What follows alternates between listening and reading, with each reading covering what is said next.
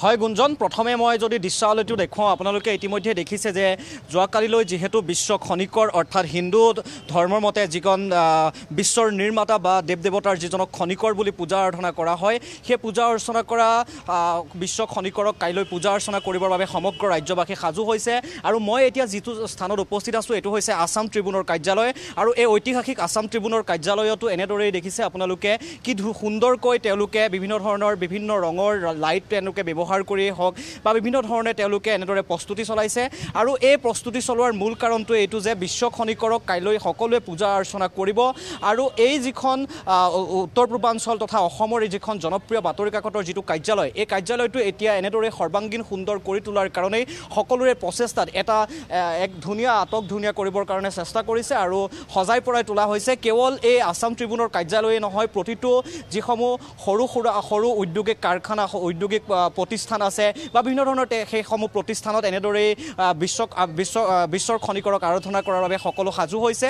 আৰু আমি সমগ্ৰ পৰিৱেশটো আপোনালোকক দেখুৱাইছোঁ। সতীৰ্থ পংকজে আপোনালোকক, ভিডিঅ' জাৰ্নেলিষ্ট পংকজে আপোনালোকক সমগ্ৰ দৃশ্যটো দেখুৱাইছে আৰু এইদৰে সাজু কৰি ৰখা হৈছে। ইতিমধ্যে মৃৎশিল্পীসকলেও প্ৰতিমা নিৰ্মাণৰ কাম শেষ কৰিছে আৰু প্ৰতিমাসমূহ যিহেতু কাৰ্যালয়লৈ এনেদৰে অনা হৈছে, আমি ইতিমধ্যে আপোনালোকক সমগ্ৰ পৰিৱেশ দেখুৱাইছোঁ।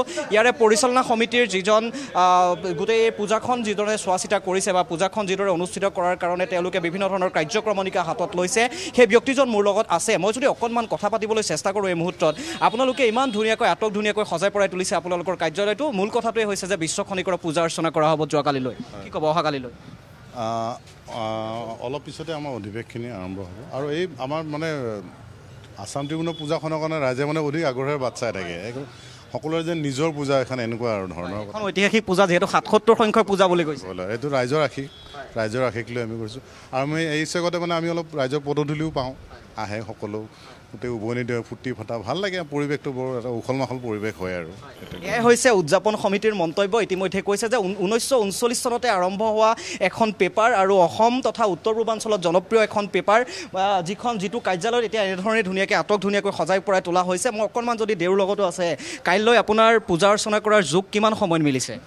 এনেতো বিশ্বকৰ্মা পূজাৰ সময় হিচাপে সংক্ৰান্তি তিথি, গতিকে সংক্ৰান্তি হ'লে তেতিয়া আমাৰ 12টাৰ আগত পূজাখন সম্পন্ন হ'লে ভাল। পূৰ্বাহ্নৰ মধ্যে পূজা হ'ব লাগে। পূৰ্বাহ্নৰ পূজাৰ ফলটো ভাল।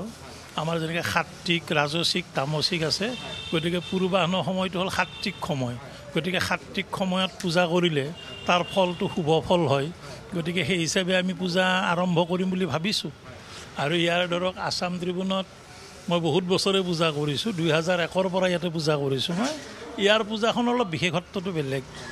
তাৰমানে ইয়াত যেনেকুৱা জাক জমকতাটো আছে, পূজাৰ আধ্যাত্মিকতা দিশটো ঠিক তেনেধৰণে আছে তেতিয়াৰ পৰা আজিলৈকে। পিছৰ কথাটো ঠিক মই নাজানো, কিন্তু আজিলৈকে আধ্যাত্মিকতা দিশটো ঠিকেই আছে ইয়াতে। এয়াই হৈছে গুঞ্জন, আটাইতকৈ উল্লেখনীয় কথাটো এইটোৱে যে জাক জমকতা থকাৰ উপৰিও আধ্যাত্মিক তেওঁলোকে মনোভাৱেৰে এনেধৰণে পূজা অৰ্চনা কৰে, অৰ্থাৎ আধ্যাত্মিকতাও আছে। কেৱল বাহিৰ ভাগটোৱেই নহয়, আপুনি যদি আছাম ট্ৰিবিউনৰ ভিতৰ ভাগৰ কাৰ্যালয়টোৰ ভিতৰ ভাগৰো দেখে, তেতিয়াহ'লে আপোনালোকে দেখিব যে ভিতৰ ভাগতো এটা সুন্দৰ পৰিৱেশ ধুনীয়াকৈ তেওঁলোকে সজাই পৰাই তোলাৰ কাৰণে, সৰ্বাংগীন সুন্দৰ কৰি তোলাৰ কাৰণে তেওঁলোকে বিভিন্ন ধৰণৰ চেষ্টা চলাইছে। আৰু এই ধৰণে এতিয়া সকলো সাজু হৈ উঠিছে।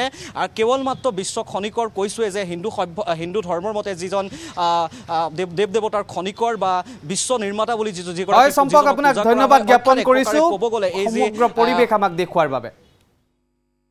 আৰু এনেধৰণে বিশ্ব খনিকৰক আৰাধনা কৰিবলৈ প্ৰান্তে প্ৰান্তে চলিছে ব্যাপক প্ৰস্তুতি।